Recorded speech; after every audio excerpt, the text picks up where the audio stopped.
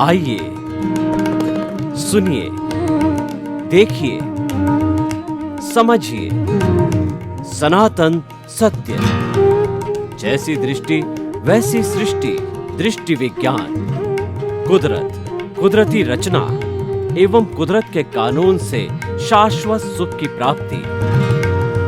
जोधपुर के परम पूज्य महात्मा उपासक प्रोफेसर डॉक्टर सोहन राज तातेड़ के निर्देशन में सनातन सत्य। जैसी दृष्टि वैसी सृष्टि, दृष्टि विज्ञान।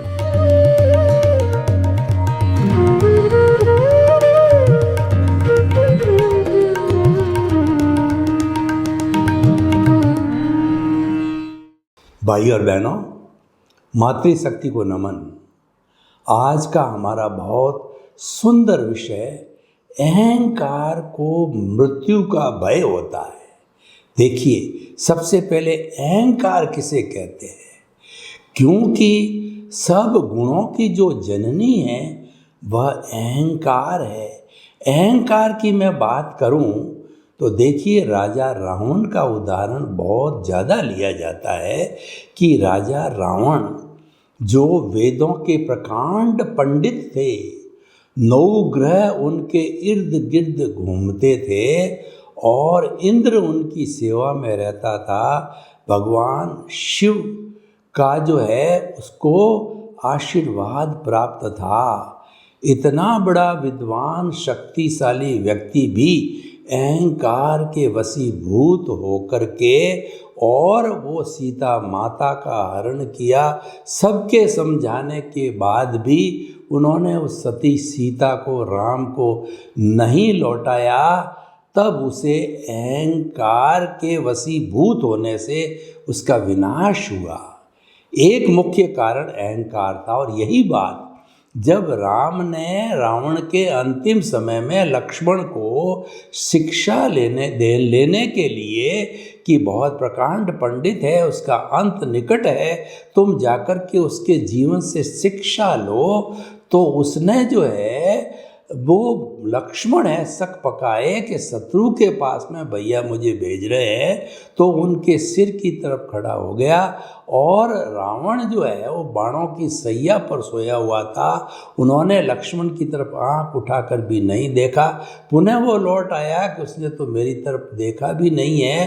तो भगवान राम ने पूछा कि तुम खड़े कहाँ थे? कि मैं उसके सिर की तरफ खड़ा नहीं। अगर ज्ञान लेना है तो पैरों की तरफ जाके खड़े हो जाओ। पैरों की तरफ जाके खड़े हुए तो जो है वो रावण ने उनकी तरफ देखा और कहा, उन्होंने जब जिज्ञासा जाहिर की लक्ष्मण जी ने, तब उन्होंने कहा कि मेरे विनाश का जो मुख्य कारण है वह मेरा अहंकार है। अहंकार के वशीभूत होकर के मेरी सारी विद्या, मेरा सारा ज्ञान, मेरी सद्बुद्धि भ्रष्ट हो गई और मैं इस अवस्था को प्राप्त हुआ। तो इसीलिए हम ये कहना चाहते हैं कि क्रोध, मान, माया, लोभ, इन सब का जो मुख्य सेनापति है वह अहंकार है। व्यक्ति को अगर जीवन में विकास करना है तो अहंकार से दूर रहना चाहिए, क्योंकि अहंकार जो है वो ऐसा दुश्मन है कि वो व्यक्ति का मटिया मेल कर देता है, व्यक्ति को ध्वस्त कर देता है। तो देखिए कि ये अहंकार जो है ये कब जन्मता है कि अपने से छोटे को सामने देख करके अहंकार जन्म लेता है। यानी वह सुपीरियरिटी कॉम्प्लेक्स में आ जाता है। और सामने वाला व्यक्ति अगर तेज तर्राट हो, अपने से बड़ा हो, तो उसका अहंकार विलीन हो जाता है कि इसके सामने तो मैं कुछ नहीं। जबकि छोटे वाले के सामने वो शेखी बगारता है कि ये तो मेरे सामने कुछ भी नहीं है। ये इन्फीरियरिटी कॉम्प्लेक्स और सुपीरियरिटी कॉम्प्लेक्स का विषय होता है। लेकिन कुल मिलाकर के अहंकार एक जहर है। अहंकार जो है एक समाप्ति का साधन है। अहंकार व्यक्ति को मिटाने का एक जो है कहना चाहिए जरिया है। इससे हमेशा दूर रहना चाहिए। अब देखिए कि हम थोड़ा सा जो है अपने अंतःकरण की व्याख्या करें। अंतःकरण जो है हमारी प्रोसेसिंग फैक्ट्री है, यानी कर्मों को बंधन करने वाली और कर्मों का भुगतान करने वाली, चाहे अज्ञा का जगत हो चाहे प्रज्ञा का जगत हो, वो सारा प्रतिष्ठित आत्मा के द्वारा होता है, जिसको अंतःकरण कहते हैं। यानी अंतःकरण जो है वो एक पुरुषार्थ का जरिया है, जो हमारी मूल आत्मा, देखिए पुरुषार्थ कौन करेगा? जड़ करेगा क्या चेतन? जड़ तो साधन है, वो हमारे पुरुषार्थ में सहयोगी बन सकता है, लेकिन वो पुरुषार्थ कहाँ से करेगा?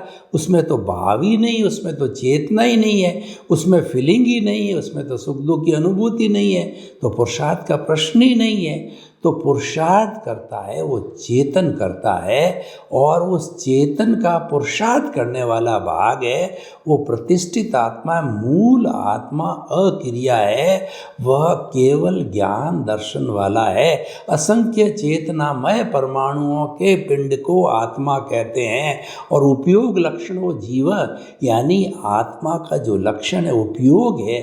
उपयोग का अर्थ होता है ज्ञान दर्शन वाला। ज्ञान दर्शन दो इसलिए कहा गया कि इसमें उत्पाद होता है, व्यय होता है, तब वस्तु की अस्तित्व होता है। इसलिए उत्पाद व्यय द्रोहात्मक सत्य जो भगवान की वाणी है, जो त्रिपदी है, जो उनका प्रथम प्रवचन है, उनका कारण, उसका मुख्य आशय यही है, किसी भी वस्तु चाहे जड़ हो चेतन हो, तो उसका जो है अस्तित्व तब है जो उसका उत्पाद होता है, व्यय होता है, यानी जो है वह विनाश को प्राप्त होता है, वो पैदा होता है, और उसी का नाम मोड है, उसी का नाम पर्याय है। लेकिन उत्पाद और व्यय होने के बावजूद जो द्रव्य, मतलब वह वस्तु जो है वह शाश्वत है। जड़ है तो जड़ शाश्वत है, चेतन है तो चेतन शाश्वत है।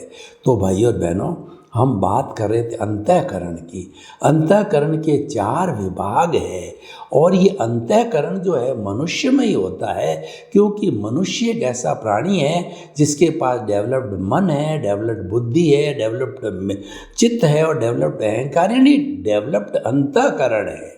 तभी यह अधिकतम कर्मों का बंधन कर सकता, अधिकतम कर्मों का जो क्षय कर सकता है, यानी 7वीं नारकी में मनुष्य होने वाला ही जा सकता है। और मुक्ति में भी जो 2 छोर है, एक तो मुक्ति का छोर है और एक जो 7वीं नारकी का छोर है, इन दोनों के बीच के अंदर 84 लाख जीवा योनि एक साइकिल के रूप में भ्रमण कर देते हैं, जिनको कहते हैं 84 का चक्कर घूमते रहते हैं।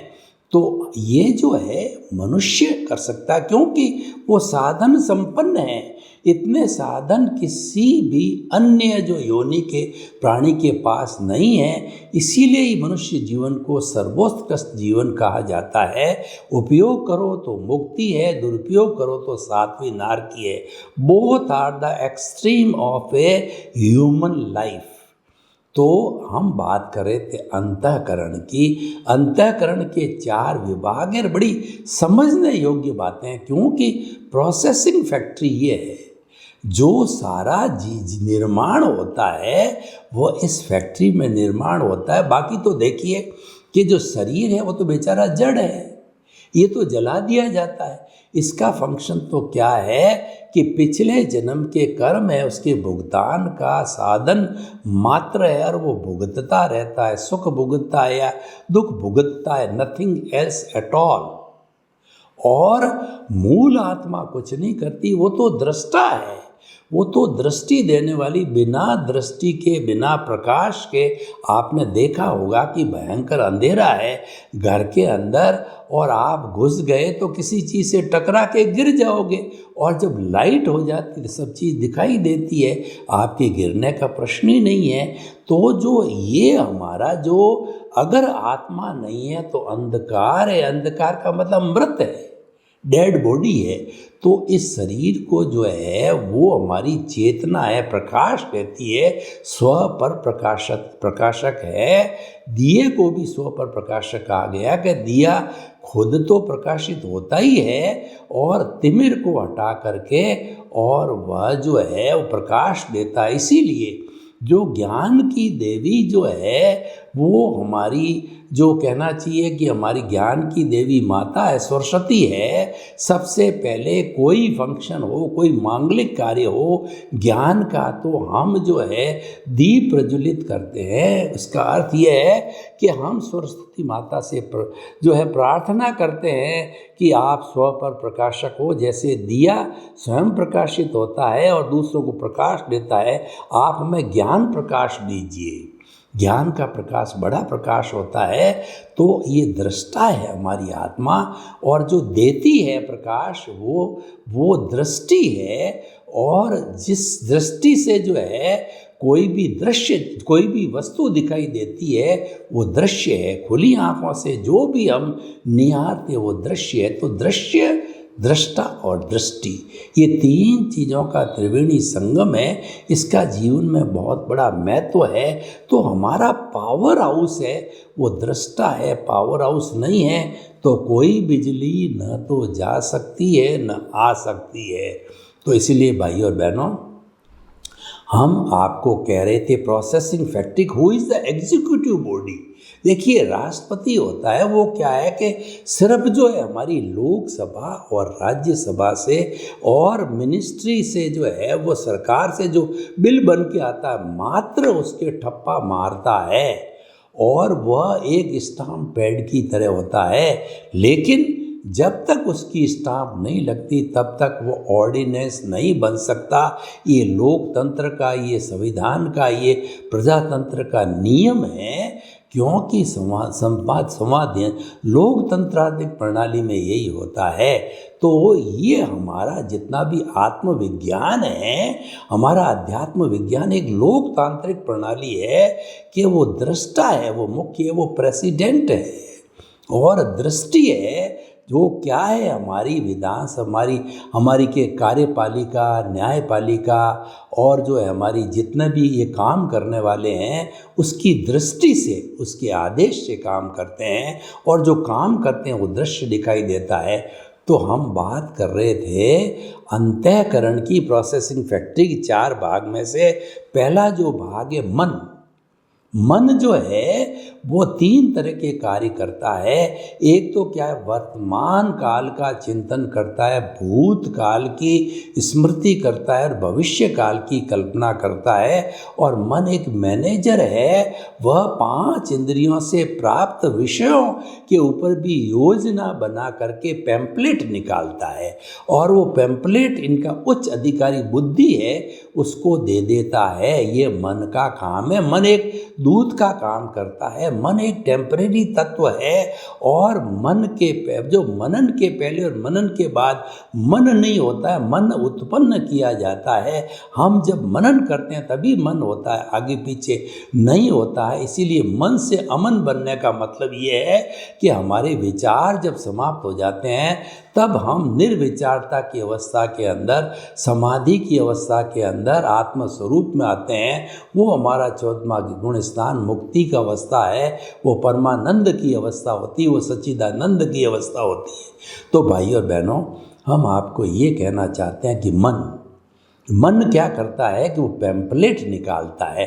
पैम्पलेट निकालने का क्या अर्थ है कि लोकतांत्रिक प्रणाली जब चुनाव होते हैं, अलग अलग पार्टियां होती है, हर एक का एक चिन्ह होता है, हर एक का एक बैलेट नंबर होता है। तो 5 अगर मान लीजिए कि कैंडिडेट खड़े हुए हैं किसी भी इलेक्शन में, तो 5 के जो पैम्पलेट आएंगे वो मन के पास आएगा। मन वो पैम्पलेट निकालता है कि ये 5 पैम्पलेट आए हैं, अब किसका चयन करना, बुद्धि को दे देता है। बुद्धि जो है वो हमारे को लाभ हानि दिखाती है। बुद्धि हमको संसार में भटकाती है, वो राग द्वेष करती है, वो अच्छा कहती है, बुरा कहती है, तो भटकाती रहती है। और बुद्धि केवल बुद्धि के स्तर पर, जो कि इंट्यूशन के अंदर नहीं जाते, अंतर चेतना इंद्रियातीत नहीं होते हैं, केवल बुद्धि के लेवल पर काम करते हैं, वो सही निर्णय नहीं कर पाते हैं। इसीलिए कहा जाता है कि जो जज होते हैं वो कहते हैं मैंने ये निर्णय मेरी अंतरात्मा से दिया। मैं अंतरात्मा से बोल रहा हूँ, यानी सत्य सत्य बोल रहा हूँ। अंतरात्मा का अर्थ ये हो गया, मैं इंद्रियातीत होके, इंट्यूशन में होकर के, मेरे भीतर विराजमान भगवान की शपथ खा करके ये बोल रहा हूँ। और वो बड़ी बात नेक होती है, वो विश्वसनीय होती है, क्योंकि अल्टीमेटली हर प्राणी, कोई भी दुनिया में अमर नहीं है, उसको ईश्वर के घर जाना है, उसको अपनी आत्मा का निरीक्षण करता, वो हमेशा अजर अमर नहीं रहेगा, क्योंकि ये शरीर नाशवान है। ये तो कर्म के भुगतान के लिए तो मन से बुद्धि पे है, तो बुद्धि कोई निर्णय नहीं कर पाती। हालांकि बुद्धि प्रधानमंत्री है, लेकिन प्रधानमंत्री है तो क्या हुआ, निर्णय लेने का जो है वो राष्ट्रपति को अधिकार है। वह अपनी राज्यसभा और लोकसभा का हेड होता है, रिकमेंडेशन दे सकता, वो ऑर्डिनेंस नहीं बना सकता। ऑर्डिनेंस तो राष्ट्रपति का आदेश होगा तभी बनेगा, राज्य में गवर्नर का आदेश होगा तभी बनेगा, और सर्वे सर्वा मुख्यमंत्री होता, लेकिन ऑर्डिनेंस जारी नहीं कर सकता। ये प्रजातंत्र का नियम है, और हमारा अंतःकरण प्रजातांत्रिक प्रणाली पर कार्य करता है। तो बुद्धि कोई निर्णय नहीं कर पाती है, तो मन बुद्धि ने क्या दिया, ये चित्त को दे दिया 5 पैम्पलेट। अब चित्त क्या विजुअलाइज करता है, चित्त वो 5 फोटो खींचता है। मन के पास में फोटो खींचने की जो कहना चाहिए विधि नहीं है, क्योंकि मन तो पौद्गलिक है, वो चेतन नहीं है। भीतर के जगत के अंदर कैमरा कहाँ से लाएंगे, और चित्त चेतन तत्व है, वो तो कुछ भी कर सकता, वो तो चेतना की शक्ति को चित्त कहते हैं, वो तो मालिक है, चाहे जैसे कर सकता है। तो चित्त क्या, उसके पैम्पलेट जो आए हैं उनके जो है वो फोटो खींचता है, लेकिन निर्णय चित्त भी नहीं ले पाता। तब वो क्या करता है कि मन बुद्धि चित्त अहंकार प्रोसेसिंग फैक्ट्री के हेड को, प्रेसिडेंट को भेज देता है। अब अहंकार इन 5 में से जिस पर छाप लगाता है, वह हमारे लिए एक आदेश बन जाता है, राष्ट्रपति का ऑर्डिनेंस बन जाता है, नियम बन जाता है। और हम जो है वो जो है वहाँ पे जहाँ पर ये जो वोट देने की प्रक्रिया है, उस जगह जाकर के, और जो अहंकार ने कहा कि कमल के पर छाप मारो, तो कमल पे हमने छाप मार दी, या हाथ पे कहता था हाथ पे छाप मार दी, साइकिल कहता तो साइकिल पे छाप मार दी, हाथी कहता था हाथी पे छाप मार दी। तो इस तरीके से ये जो है ये किसने आदेश दिया, ये अहंकार ने आदेश दिया। तो अब हम जो है मूल बात पे आ गए कि जितना भी सुख और दुख भुगतता है, न तो शरीर भुगतता है, न आत्मा भुगतती है, ये प्रतिष्ठित आत्मा का अंग अहंकार भुगतता है। लास्ट जो हमारी ब्रीद यानी अंतिम सांस की स्थिति आती है, तो सबसे ज़्यादा भय अहंकार को लगता है, और सुख की भी पराकाष्ठा होती है, वह भी अहंकार को आती। मैं आपको उदाहरण देना चाहता हूँ कि आपकी तिजोरी के अंदर 1 लाख रुपया पड़ा है, तो क्या तिजोरी को प्रसन्नता होती है? नहीं, तिजोरी तो जड़ है। तो क्या आपके भीतर विराजमान शुद्ध आत्मा भगवान, उसको जो है प्राप्ति होती है? वो तो शुद्ध है, वो तो परमानंद में है, उसको बाहरी आनंद से कोई लेना देना ही नहीं है। वो तो भीतर का आनंद इतना गहरा है कि बाहरी आनंद तो उसके सामने तुच्छ लगता है। तो वो क्यों, अगर कोई व्यक्ति रोज उसका स्वास्थ्य एलाई करता है कि वो गुड़ का सीरा खाए, तो रूखी रोटी क्यों खाएगा? जो है कोई न कोई बाध्यता हो, कोई न कोई बीमारी हो तो बात अलग है, परहेज हो तो बात अलग है, वरना वो रोज जो है वो गुड़ का सीरा खाएगा। तो उसी तरीके से जो आनंद में रहने वाली आत्मा, इस जो है मान्यता वाला सुख, ये जो बाहर का सुख है या दुख है, वो मान्यता वाला, उसको कोई लेना देना नहीं उससे, वो तो सुख का धाम है। तो भोगता कौन है? तिजोरी ने नहीं भोगा, और आपके भीतर प्रभु विराजमान, उसने नहीं भोगा। तो ये भोगता कौन है? शरीर ने नहीं भोगा, आत्मा ने नहीं भोगा, ये भोगा है अहंकार ने। अहंकार फुफकारता है कि मैं लखपति हूँ, मैं करोड़पति हूँ, और मेरे पास बंगला है, मेरे पास घर है, मैं विद्वान हूँ, मैं किसी का पति हूँ, मैं किसी की पत्नी हूँ, और जो है मैं किसी का पोता हूँ, किसी का बेटा हूँ, और मैं इतना बड़ा नेता हूँ, मैं इंजीनियर हूँ, डॉक्टर हूँ, चार्टर्ड अकाउंटेंट हूँ।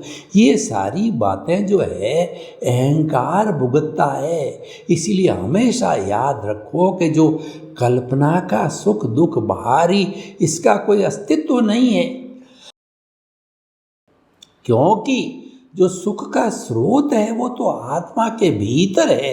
ये तो माना हुआ सुख है, ये तो गोद लिया हुआ बेटा है। आपका खुद का बेटा हो तो आप भरोसा कर सकते हो, कपूत निकल जावे बात अलग है, बाकी खुद का, अपने ब्लड का, अपने शरीर से पैदा, उस पर आप विश्वास कर सकते हो कि आपकी सेवा करेगा, आपका धोखा देगा।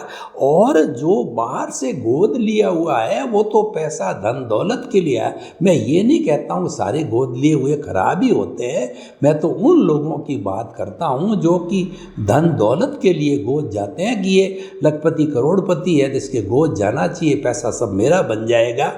तो वो उन लोगों की बात करता हूँ, उसको खाली दिलचस्पी उसके धन से, उसकी सेवा से, उसकी भावना से, उसके सम्मान से कोई लेना देना नहीं है।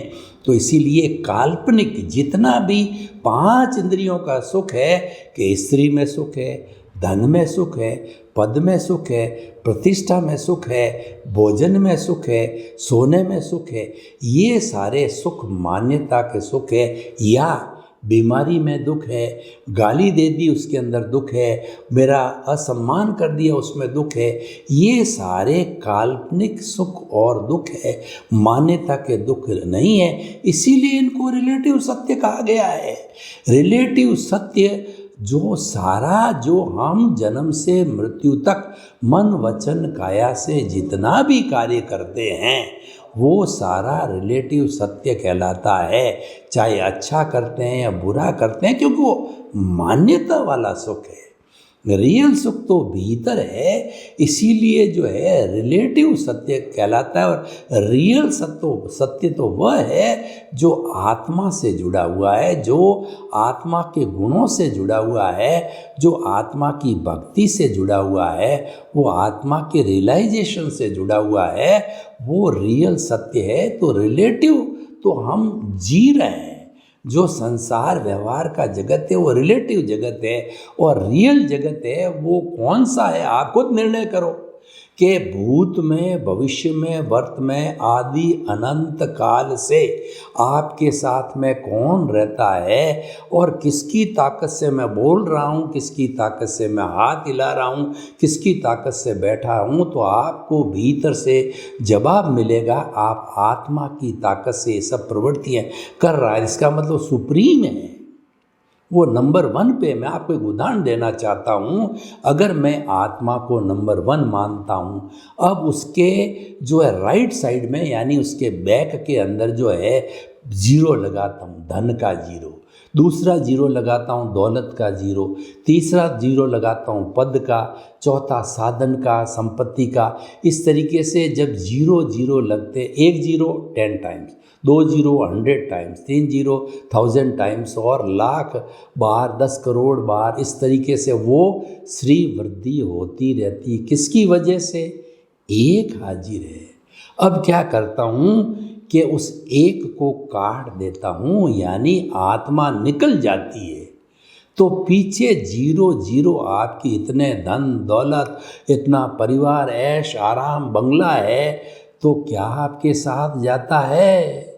जब आपकी अंतिम सांस निकल जाती है तो राम नाम सत्य होता है, परिवार वाले आते हैं, ओ भाई इसके तो जो है वो कीड़े पड़ रहे हैं, इसका जो खून पानी में बदल गया है और जो बदबू मारने लग गया, जल्दी करो रिलेटिव आ रहे हैं, उनके देरी हो गई है, और आप तुरंत जला दिए जाते हो। क्यों?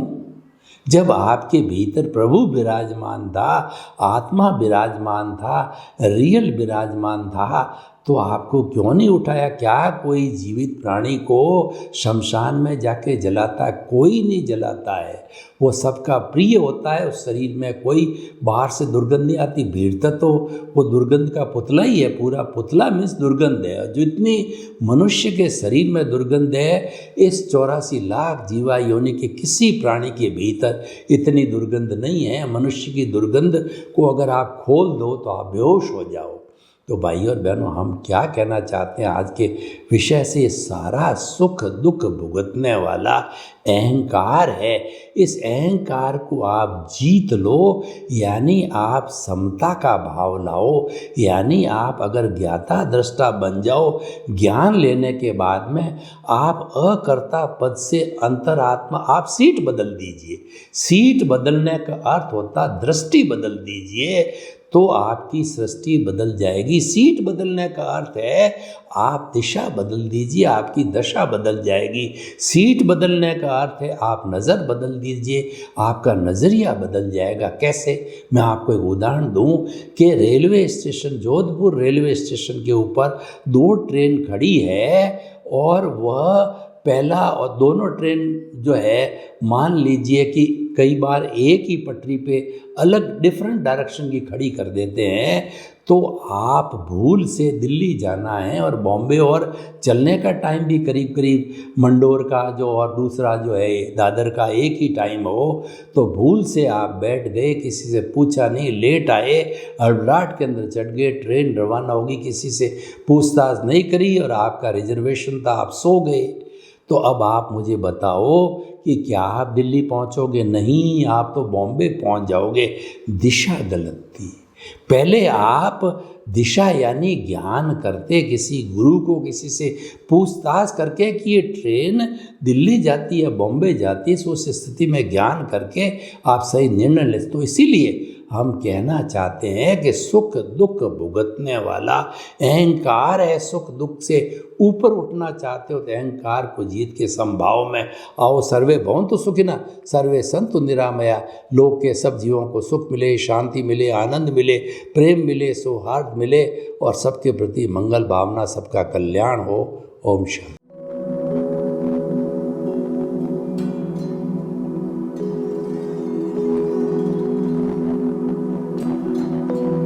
एक ऐसा अंतर्राष्ट्रीय ख्याति प्राप्त मानव जो गुरु प्रेरणा से पिछले 20 वर्षों से वानप्रस्थ जीवन जीते हुए 24 घंटे मानवता की सेवा में संलग्न है।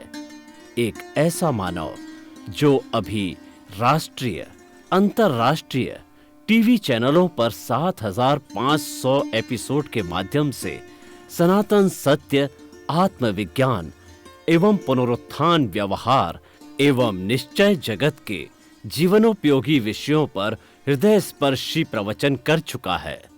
उस मानव का नाम है महात्मा उपासक प्रोफेसर डॉक्टर सोहन राज तातेड़। प्रोफेसर तातेड़ द्वारा योग, दर्शन, शिक्षा विषयों पर रचित पीएचडी स्तर के 250 शोध ग्रंथ भारत के 100 प्रतिष्ठित विश्वविद्यालयों में शोधार्थी पढ़ रहे हैं तथा वे सभी शोध ग्रंथ वहां की सेंट्रल लाइब्रेरियों में उपलब्ध हैं।